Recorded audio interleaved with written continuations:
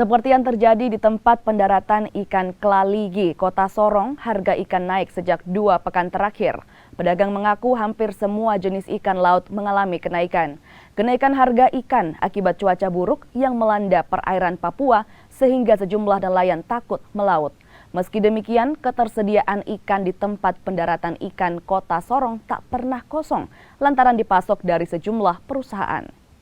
Kalau masalah kenaikan harga, semua jenis kan kenaikan harga karena tergantung cuaca ya, kayak angin begini ya, begini sudah. Yang tadinya harga ikan misalnya 1 keranjang 200 jadi 300, 350 seperti itu. Yang tadinya mumar 1 kilo bisa 8-10 ribu naik jadi 17, 18. Jenis ikan apa aja Bu yang alami kenaikan harga? Semua, puri, mumar, lema, apalagi itu komo-komo, semua kenaikan. Termasuk ikan